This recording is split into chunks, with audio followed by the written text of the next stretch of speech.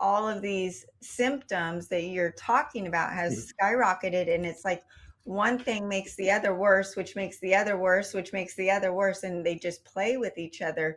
And then it's like I can go from feeling great to feeling awful really quick because all of these things are activated.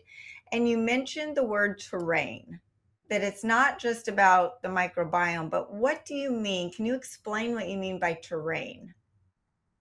So terrain is the way that your entirety body itself, from the cell membrane structure to allowing proper balance of the microbiome, as well as the interior organ system. And all in all, it actually comes all the way down to epigenetic issues as well. Because when you talk about certain toxins, it actually acts as a DNA adduct, which resulted in changing the genetic expression, and then you can actually have change in the functions of the organs and the tissues. So that becomes a terrain issue, leading into potentially being highly susceptible to mold toxins, for instance.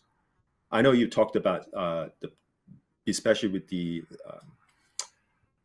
especially with the issue that we have for the last 5 years in dealing with spike protein and SARS-CoV, and especially dealing with the mRNA vaccine.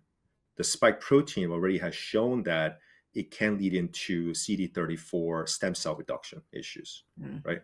Which can be showing of where either it could be natural or could be from the mRNA, resulted in weakening of the adaptive immune system, resulting in being much more vulnerable to mold on top of mast cell issues on top of that. And then you also have an impact on the gut microbiome as well.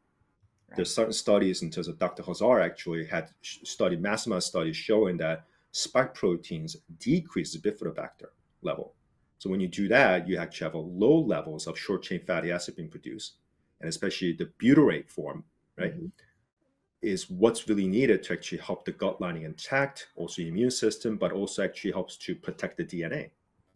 And then there's another issue related to the overall consequence that we have to go through for the last 5 years, that there is a Th1 and Th2 immune shifting that's actually happening, where it's a far more Th2 skewing going on, resulting in increase in, like IL-4, IL-5, and other cytokine interleukins that could be fired up, which mold patients suffer much more in dealing with mycotoxin issues, right? And then they end up having to just pinpoint that this is a long haul issue. No, they are dealing with actual reactivation and the susceptibility issues from mold. So Mm. this is a part that's really missed, and unfortunately, I think I think it's gonna get better as it goes, but clinicians out there are not able to pinpoint this issue, that this is related to the terrain problem, the mold, and then the environmental issues, along with now we actually had SARS-CoV spike protein problem. Right? So Right. there's a multiple issues where the person is becoming much more vulnerable to everything.